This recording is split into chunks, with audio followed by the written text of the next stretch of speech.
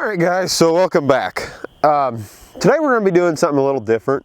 As many of you've noticed, I've started to, over the last month or so, try to incorporate, little different videos into the channel. It basically with the idea of trying to kind of break up that lull, in between the trapping seasons that I always get. So if you guys are enjoying these videos, leave me a comment. Let me know what you guys think. Is it worth me making these videos and going to all the trouble, or would you just rather have that that lull during the summer and then we kick right back into it in the fall? So anyway, start off with today. We're gonna make a paddle from a tree. Now, as many of you may remember from my my beaver season there this year, it wasn't very long and had a lot of ice, and whenever you're trying to paddle through 3/4 to an inch of ice, it's hard on equipment, and my old paddle it suffered. So anyway, this old paddle here, I actually found it floating down the river there several years back and just picked it up, and I've been using it ever since. And it's just a little cheap paddle here, nothing special about it, but started to fall apart whenever I was having to go through all that ice this year. So we're gonna make a brand new paddle, and we're gonna do it from scratch, make it from a tree. I checked, this is a Walmart paddle. I can go buy this exact same paddle for $9.96, which would probably be easier. But if you can see here, it's actually laminated. It must be a cheaper way to do it rather than cut the full board width. So anyway, that's where it's failing, is as you pry and push and everything else, the glue's coming loose, and the paddle, well, you can see it used to be out to about here. It just started falling apart on me, which really impacts the paddling ability. So anyway, gonna take you guys through, and we're gonna make one completely from scratch. Hope you enjoy. I am fortunate enough to live in an area of the country that has just an abundance of variety of trees. We've got hardwoods and softwoods both. So anyway, for this particular project, we're gonna mill this this ash log down.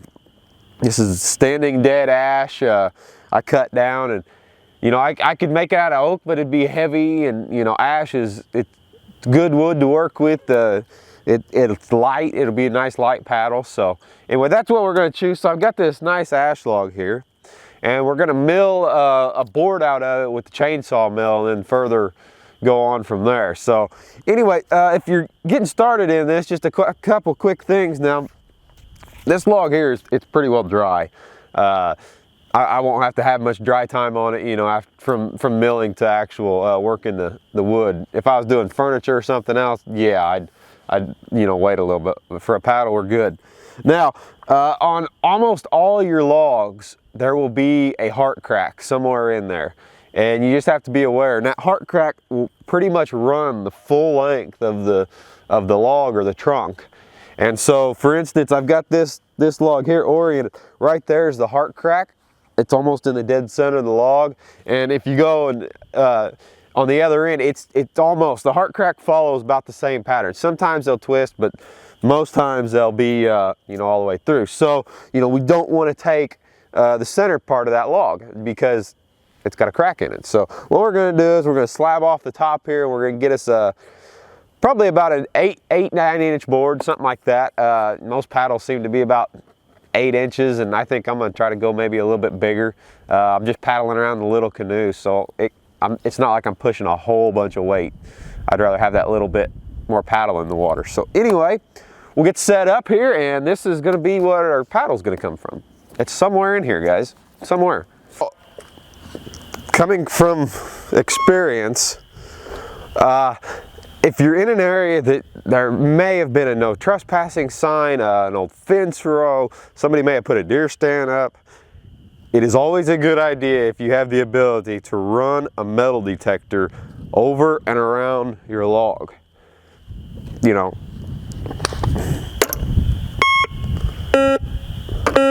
can see it works. We're gonna run it all around this log. Ripping chains are about 25 bucks a piece.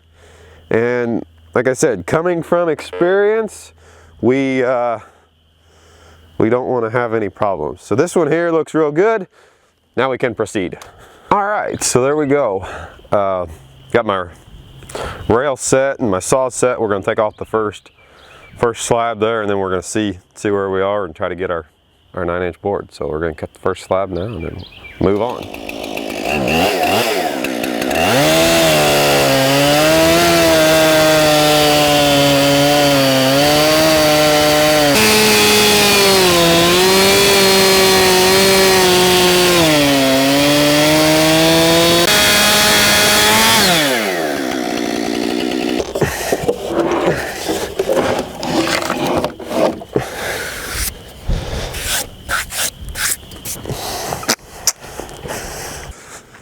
All right, so there we go. There's our first cut made.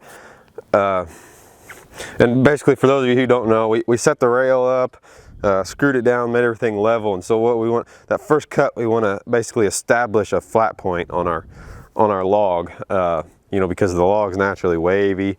And so we want to establish a flat point so our rails of our mill can ride, and we'll just continue producing nice straight boards. So anyway, but look at the grain structure in that log. That's going to be a really pretty looking paddle.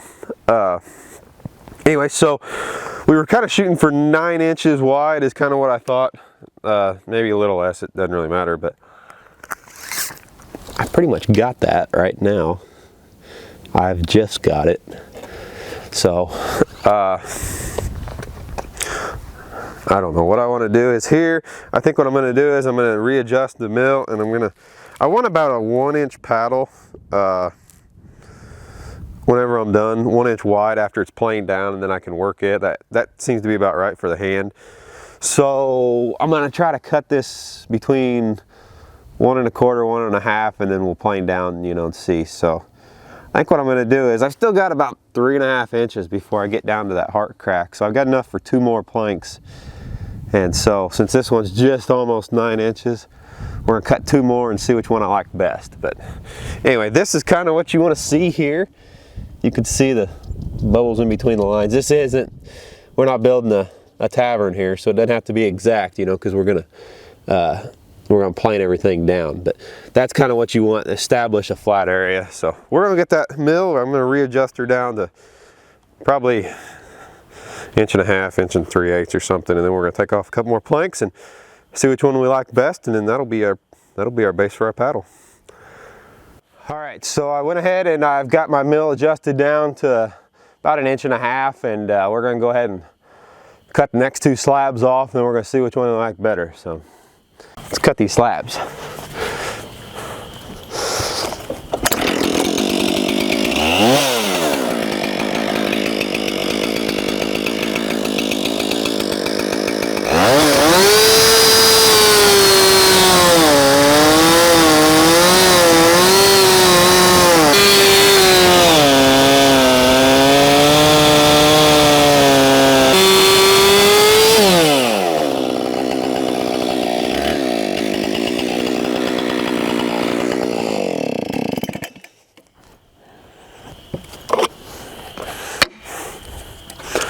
All right, so here's our first board.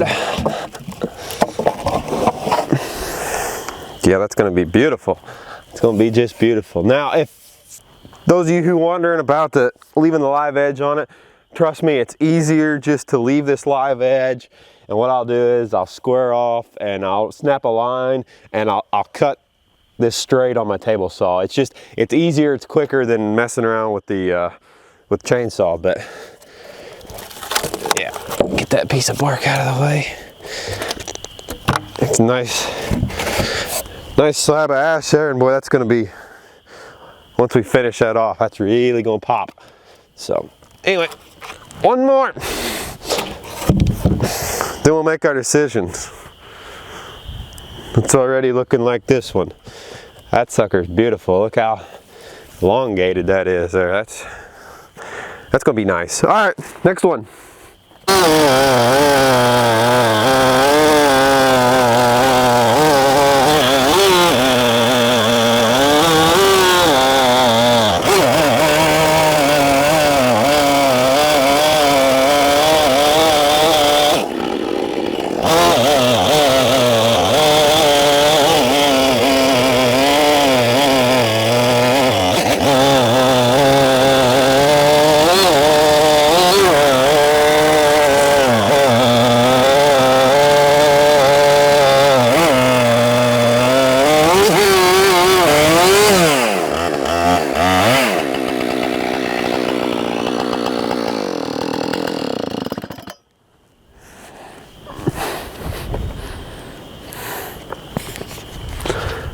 All right, so there's our second one.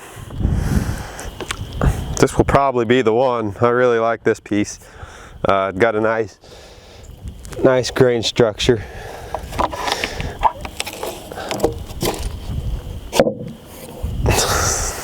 Getting into a few knots though right there. You can see right there's the edge of the heart crack. I just barely got into it, which is no big deal because I'm probably what, 13 inches wide now. Yeah, 13 inches wide, so not a problem. Not a problem at all. These knots, they just formed in this plank. They're not here, so this still may be the one. It's a beautiful piece of ash there. So anyway, now I know this is dry, and I know this is dry. It was standing dead whenever I cut it, and you know, the bark's just falling off of it. But anyway, I'm gonna go ahead and I'm gonna stack this up, and I'm gonna let it sit for just a couple of weeks out of the sun. I don't want the sun just to bake it so where it'll start checking, but I'm gonna set it where it can get some air and just a couple of weeks, and make sure it's not gonna go to warping on me, you know. It shouldn't, because I cut it so thick, but I got a couple of weeks to play with. So anyway, we're gonna set that aside, and then in a couple of weeks we'll start cutting these down. I can get 13 inches through my my planer, so knock the edges off of these suckers, and we'll make a paddle. So anyway, that'll be probably part 2. We'll see how long this goes, but that'll probably be part 2. Anyway, till then guys, hope you enjoy. Like I said in the beginning, leave a comment, let me know if you like this kind of stuff. If not, I won't bother with it. But you know, this is a way to fill the gap during the kind of that summer lull. Enjoy.